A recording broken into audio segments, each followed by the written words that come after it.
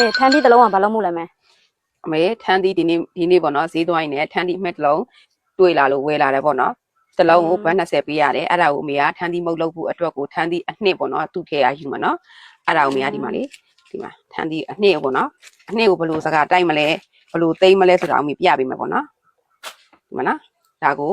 ဒီလိုခွာထုတ်ပြီးသွားပြီဆိုလို့ရှိရင်ဒါအလုံးလိုက်ရေးစေးမယ်နော်မွေးနေရောမွေးနေရောပဲအလုံးလိုက်ကိုရေးစေးမယ်သူ့ကိုပေါ့နော်ဟိုကလေပြင်ရသေးတွေအနှစ်ထဲမှာပါရအောင်နော်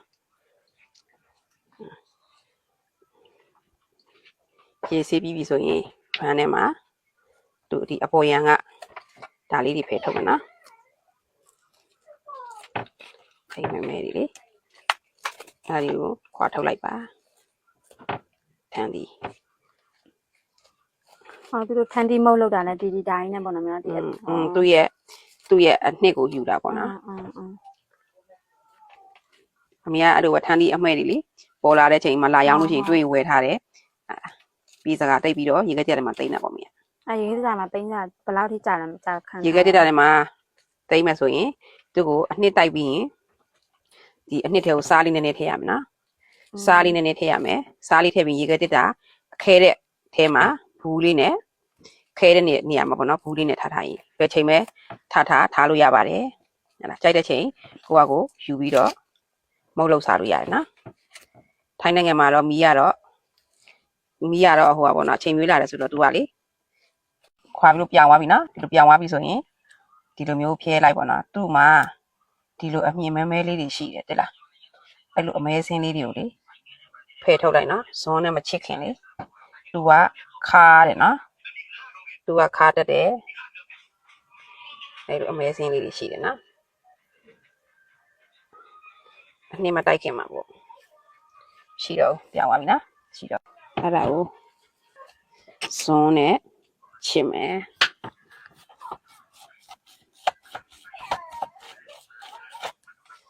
ဒီလိုဇွန်းနဲ့ရလာတဲ့ဟာလေးကိုလက်နဲ့တက်ပြီးတော့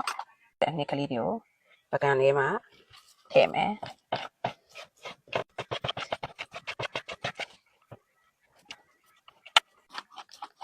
မွေးနေရောပဲဒီတိုင်းတော့ကောက်စားလိုက်ခြင်းဒီလိုမျိုးနဲ့ရလာရှိလို့ရတယ်ဒီလိုမျိုးကြတော့ချိုးလားသူကမွေးတော့မွေးတယ်အချိုတက်တော့မရှိဘူးတမီးမြည်ကြည့်ပါလေကြည့်နော်အနက်မမှုရနှမ်းမမှုရတာမတင်ချိုးနေတဲ့ပုံဟိုစားချင်တဲ့သူကအဲ့လိုမျိုးအနက်ရမှုရဒီမှာနော်အမေချစ်လို့ပြီးသွားပြီနော်ဒီမှာချစ်လို့ပြီးသွားပြီနော်ထန်းသီးအနှစ်တွေအဲ့ဒါကိုအမေစကားတိုက်မယ်ဒီအနှစ်တွေကိုတကောက်အမေစကားတိုက်မယ်နော်ဒီအနှစ်တွေကိုစကားတိုက်ချမယ်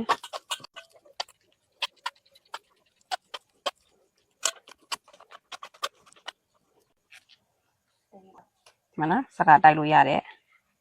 အနှစ်ပေါ့နော်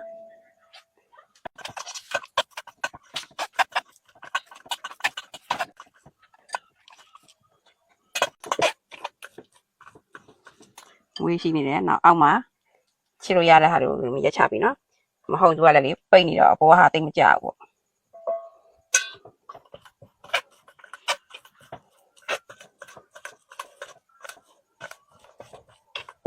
ဒီမှာနော်အနှစ်တွေမရှိတော့ဘူးနော်အမြင်တွေပဲကျန်နေခဲ့တယ်အဲ့ဒါကိုတကယ်လို့ပေါ့နော်အခုချက်ချင်းလှုပ်ရှားမဲ့လူဆိုရင်အဲ့ဒီအမြင်လေးတွေကိုလေရေးဆေးပြီးတော့စကားနဲ့တိုက်ပြီးတော့မုတ်သားထဲမှာထည့်လို့ရတယ်နော်အမေကအနှစ်သက်ပဲယူမှာမို့လို့သူ့ကိုပေါ့နော်ရေးမဆေးတော့ဘူးနော်အခုချက်ချင်းလောက်ပြီးတော့အခုချက်ချင်းပဲမုတ်လောက်စားမဲ့လူဆိုလို့ရှိရင်ပေါ့နော်အဲ့ဒီသူ့ရဲ့အမြင်လေးတွေကိုရေးဆေးပြီးတော့ပေါ့နော်သူ့ရဲ့အနံ့ရောအကုန်လုံးယူလို့ရတယ်နော်အနှစ်ပါရှိသေးတယ်နော်အဲ့ဒီမှာအဲ့ဒီအမြင်ထဲမှာအနှစ်ရှိသေးတယ်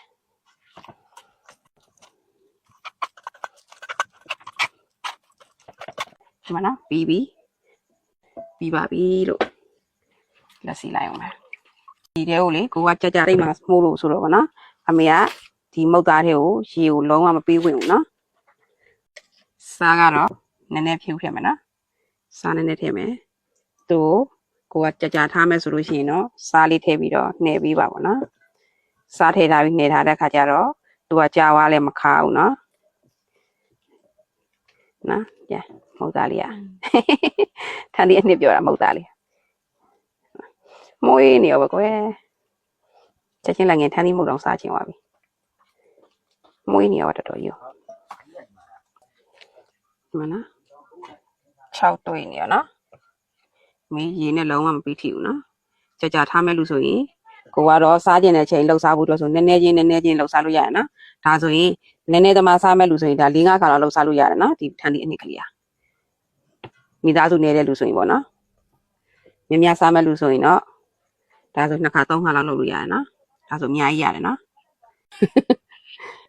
ထန်းဒီနေ့တစ်ခါဒီထန်းဒီအမှဲ့လာဖို့ကလေပြောမဆိုလို့ရှိရင်ဟိုအမေတို့နေရာကိုပြောတာနော်တခြားနေရာတော့ပြောတာမဟုတ်ပါဘူးနှစ်တန်းလေးနဲ့စောက်ရလိုက်ဖြစ်တာနော်ဒီလိုမျိုးလေးတွေဆိုလို့ရှိရင်စားကျင်တယ်ဆိုရင်တော့ဗောနော်ပေါ်လိုင်းပါလေရှာပြီးဝယ်လို့ရတယ်နော်ဒီမှာနော်အမေရဲ့ထန်းဒီအနှစ်လေးရပါတော့ဒါတစ်လုံးစာပါနော်တစ်လုံးစာမှာဒီလောက်ရပါတယ်ပြီးတော့လည်းပေါ့နော်ဒီထန်းဒီအနှစ်ကိုလည်းပေါ့နော်ကိုကကြာထားစားမယ်ဆိုရင်အမေပြောသလိုမျိုးပေါ့နော်စားလေးထည့်ပြီးနှိပ်ပြီးတော့ရေခဲတစ်တာအောက်ခန်းထဲမှာခဲတဲ့ခန်းထဲမှာထားနော်အပေါ်ထဲမှာထားရင်ကြာရင်သူကအချင်တက်ပေါက်မှာကြောက်လို့နော်ဘာလို့လဲဆိုတော့သူကစားကနဲတဲ့အတွက်ပေါ့နော်စားထည့်တာနဲတဲ့အတွက်မို့လို့ပေါ့နော်စားများဝိုင်းလည်းမဟုတ်လို့တဲ့ခါကျရင်ညံသွားမယ်နော်အဲ့ဒါကြောင့်မလို့အပေါ်မှာမထားနဲ့အောက်အေးခန်းထဲမှာထားပါကိုစားတဲ့ခါကျရင်အေးခန်းထဲကနေထုတ်ပြီးတော့အပြင်မှာတစ်ချက်ထားပြီးသူကပျော်သွားတဲ့ခါကျရင်စွန်လေးနဲ့ခတ်ပြီးတော့မုတ်လို့ရတယ်နော်အမေရဲ့ဗီဒီယိုဖိုင်တွေကိုကြည့်ရှုပေးတဲ့ကိုကြီးတွေမကြီးတွေသားလေးတွေသမီးလေးတွေကိုလည်းပေါ့နော်အမေကကျေးဇူးလည်းအများကြီးတင်ပါတယ်ချစ်လည်းချစ်ပါတယ်နော်